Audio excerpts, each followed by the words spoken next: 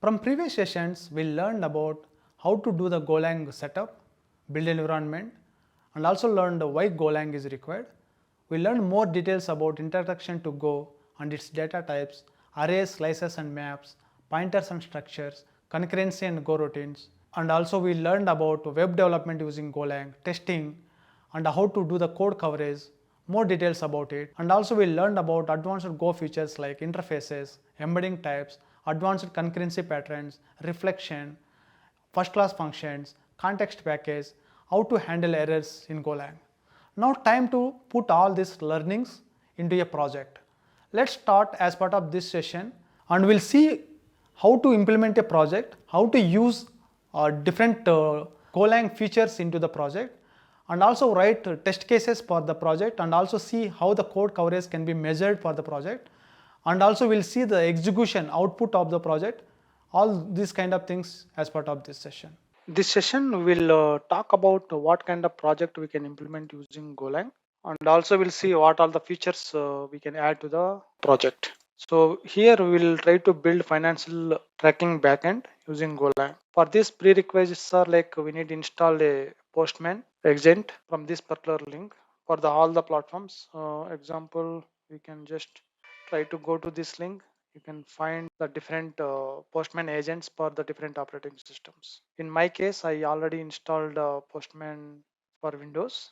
This is required because we want to run the commands, API commands, REST API basically from the Postman to verify everything, right? Okay. What is the project description here is? We will try to build financial tracking backend using Golang. We will utilize the Gin framework to develop REST API for handling various operations like get, post, put, delete, all operations. In this project, what we will do is we will use a global maps to store the database. This approach will simplify the backend logic and allows for easy conceptual understanding without the need of complex database setup in this course. I don't want students to struggle with that. Like it is not working like that. I want a just easy setup, and I want to student to see the output, and whatever the input is giving, I want them to see the output as well in the Postman. To ensure the functionality and correctness of our API, we will, as I discussed, Postman to perform end-to-end testing. This will involve the testing of all operations, including get, post, put, and delete for both the users and income related operations. Additionally, we will implement unit test cases for the project to verify correctness and robustness of the project. This is what we will cover as part of the project, and next session we will have a look into the implementation part. So as part of this session, we'll try to understand the project. Project details we discussed in the previous session, theoretically like what we are trying to implement here and what are the operations we are trying to implement and which framework we use it, that is Gin framework we use it here for routing purpose, right? So coming to here the code point of view, so here what we did is we are creating a default instance of Gin framework, that is a router here, or right? And what we are trying to do here is we are trying to register the user related functionality from the routing here by using the Gin framework only. If you go and check here in this session, we are trying to create the user using the post method, and its path will be /users. And also from the when you are going to use the postman or any curl command to do the post operation on for users to be created, then we are as part of body we are trying to give the user in the form of JSON. Okay. So this is what will be called during the user creation time, and which will be again taking care of if user in already exists or not. Okay, if the user exists or not, we will try to compare with the global slice, that is users. If user exists, then no need to insert again. Also we discussed we are not trying to use the database here. We are trying to use the global variables for users and income or transactions to be stored here. How the user object looks like, we'll see here. User actually having the ID, first name, last name, relation, means self or something else, income, expenses, balance, and budget and bill related stuff. Similarly, income also we are trying to use the income structure also, income ID, date, account ID. Account ID is nothing but a relationship between the user ID, and this is a one-to-one relationship between these two structures in terms of database. and vendor category deposit and also nodes. All these things will be declared here. And also this whatever the JSON ID we are showing here, the input should be from the body of the curl request should follow this particular format while you are passing the user information or income information from the post operation or put operations while creation time or updation time. So that is about structures. Expenses, I'm not working on this as part of this session, but for a conceptually to understand end to end, I'm using users and income related stuff only. Okay. Okay, that is about this thing. And as I mentioned, we were checking here in the post method of users creation time. If the user doesn't exist in the user slice, then we are trying to add that particular new user to the global slice, user slice, right? And also we are trying to increment the user ID. That is about the post operation or create operation of the user. And we are trying to use the get operation to read all the users from the database here is the slice. So all users we are trying to respond when user try to use the path localhost followed by port number slash users, we are trying to respond for that with all users. Example, you want to read a single user, and if you know the user ID, then the localhost slash users followed by ID. If you pass, you are trying to find that particular user from the all the users, and we will try to return only that user. Okay. If suppose if your user not present, then we are trying to respond with the status not found error message for that particular request. And if you want to update the user, for example, some name or first name, last name, or something is not correct in the users already created users list, then you can update the users by slash users ID with the put operation. So once you get this particular user, and we can find that particular ID, and we are trying to replace that old user with new user, right? If we are not able to find any user for, during the update operation, then we'll return the status not found error. Similarly, if you want to delete any user, you can delete it by using the path like users and ID. And also, if you are not able to find user in the users slice, then you can return the not found thing. Okay. So this is about the routing of the create users. Similarly, we are routing for the income related operations. So here, if you see, if you want to create a new income transaction, you can use the post operation followed by slash incomes path. So incomes path, as we discussed, income structure we have here. In this structure, we need to prepare a body with this particular JSON format and its values. Here, actually, we are trying to parse that body, whatever we received, and we are mapping with the income structure. If there any problem with the parsing thing, then we are responding with the status bad request. And also we will see this income, whatever the ID, account ID. With that ID, is there any user exist or not? In that, if there is no user exist, then account ID does not. This transaction is not a valid transaction. So we will abort that particular transaction. If everything goes good, then we are trying to append that income into the incomes slice, global slice. Okay, this is the simplicity of the transaction creation. But we'll if you want to go details about how the update in new income transaction is happening, you can come here and check it out.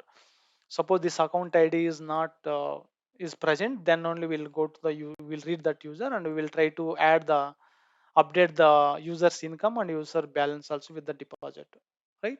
And income, that prime balance will be updated with the user balance, and then we'll return true. Suppose you are not able to find the user or whatever account ID we passed for the transaction, then we will return the false. In this case, we'll fail to update the new transaction because we don't have any user relation with that particular transaction.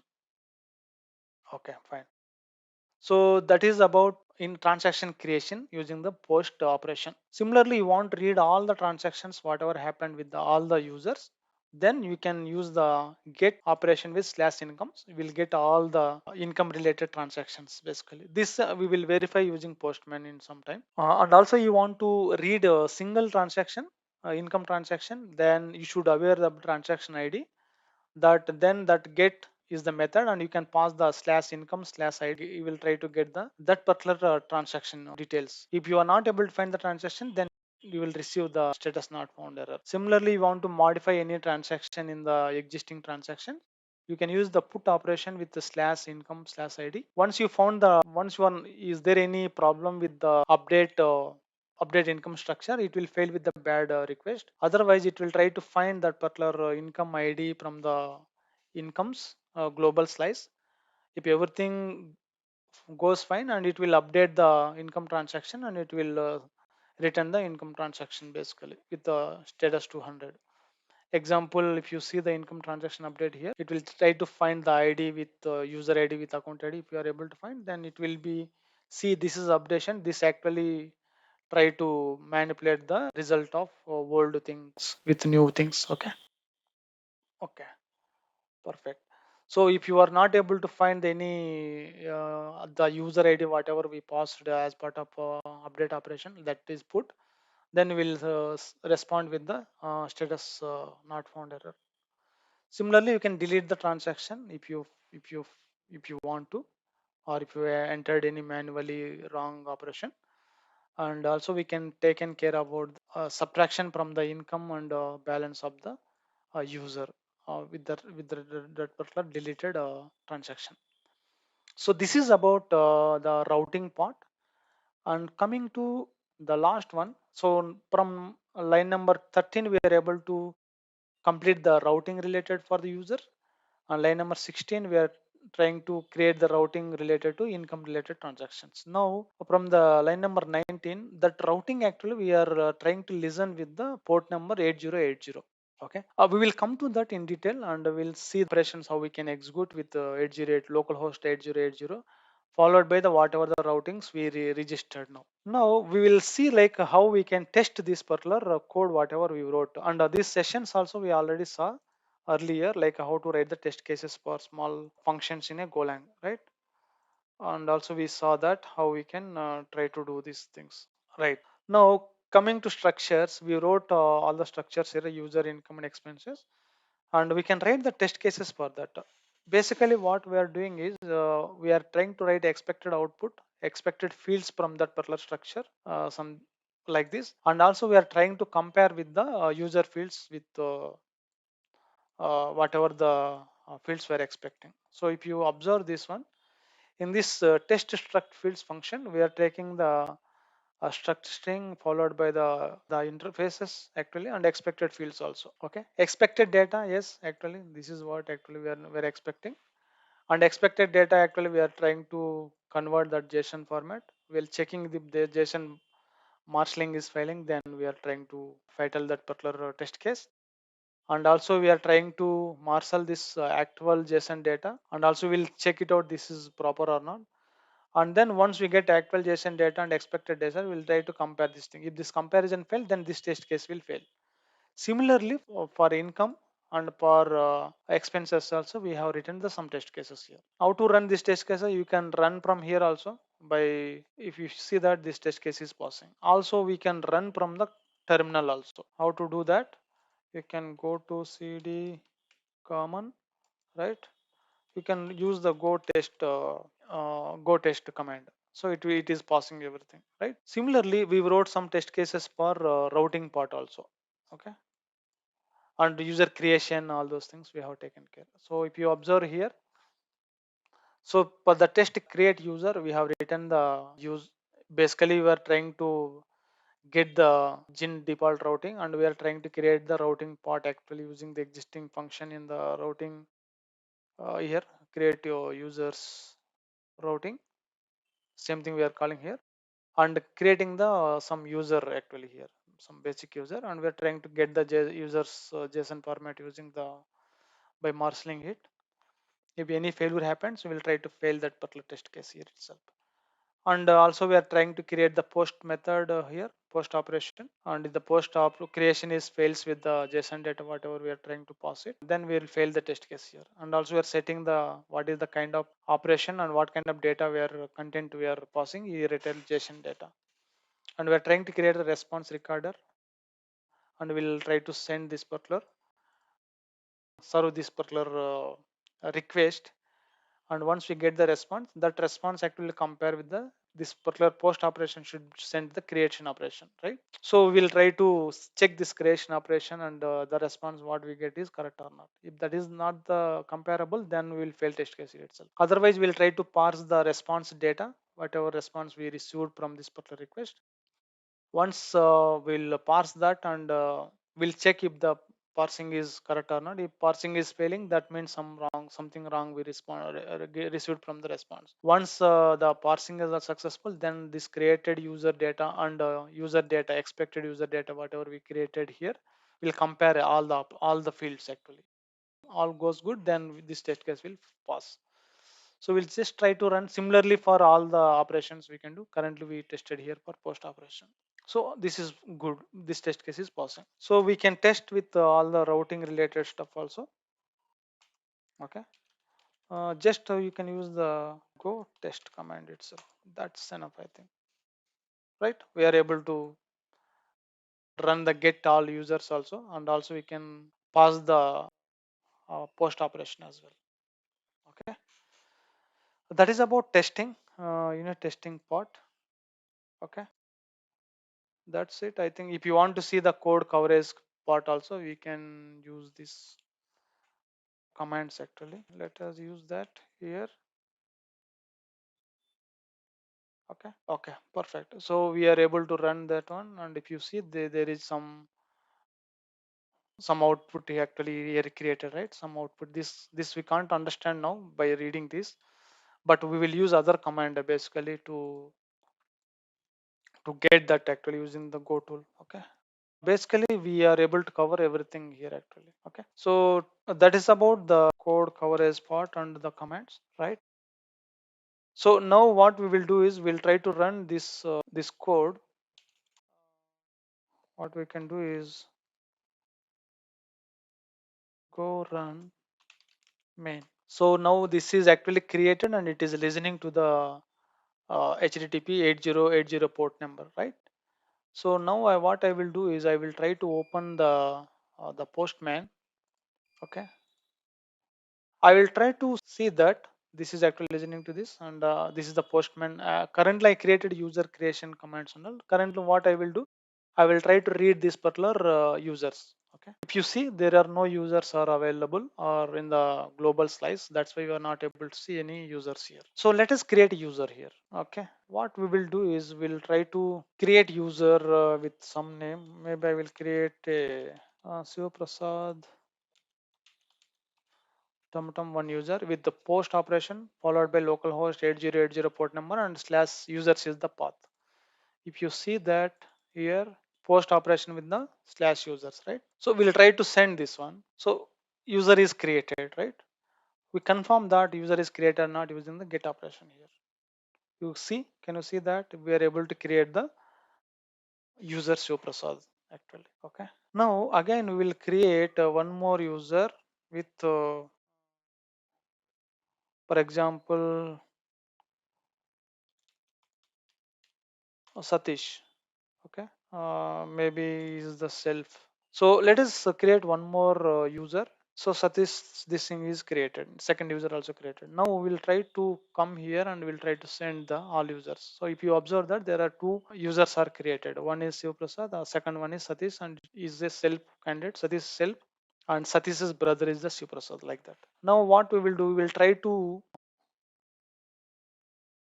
update the user, basically one user, and body will check the JSON format. Okay, so what I will do is I will try to get any user, probably this user, or maybe this user.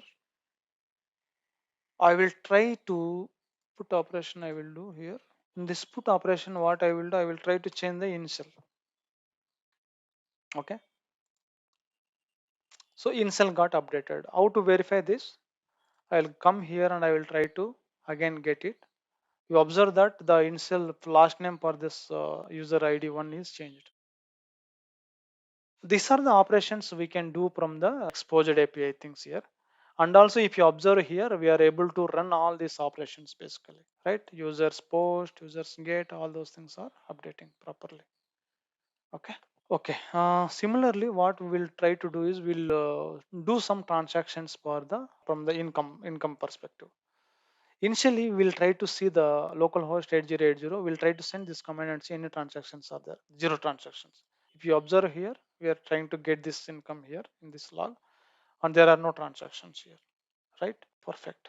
So now what we will do is we'll try to create a transaction. Okay.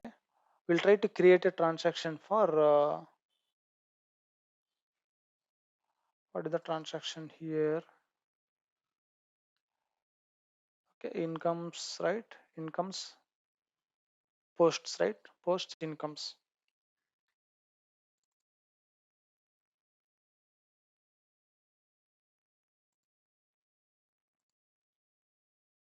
Okay, what I'm doing here is income post. So post income we are trying to do here, right? So what we are trying to do is we are trying to pass the date, probably today's date I will give. Today is some date 19/5, and the transaction ID is 1 and depositing actually 10,000 rupees. Okay. I'll try to send this one. If you observe that income transaction is received like this, deposit actually 10,000 and balance is 6,000 is there. Now go back to the users, okay, and try to send this one. If you observe that income is becoming 1,10,000 here, right? And income is increased, and also if you see the balance also increased to 60,000. What I will do again, I will try to post again the same income 10,000, and I will observe that balance is 60,000 here. There also user also having one user also having same thing. I'll try to run again. So transaction ID is 2 and the balance becoming 70,000 now and depositing same thing amount. Let me read here for user 1 and let's see. If you observe user 1, this is changing actually. Now it is 70,000, right? Balance is 70,000 and income if you see it is like 1,20,000, right? Okay. Now what we will do is we'll try to get all the transactions, income transactions. So earlier it was null. If you see there are two transactions happened today, right? And the balance also you observe that this is the balance on the first transaction time, second transaction this becomes 70,000. Deposit also deposited in both the places. Now we'll try to modify some transaction. In the transaction actually transaction one, I want to modify from 10,000 to just 500 rupees. Okay, right? So this is actually transaction one. I want to modify. Correct. We want to see once again what is the transaction one has. Transaction one basically having deposited actually 10,000. This should become 500 now. Okay, that we will see here, right? So now transaction one is updated to deposit is 500 and balance becomes 6,500 that time. Now this is the interesting thing.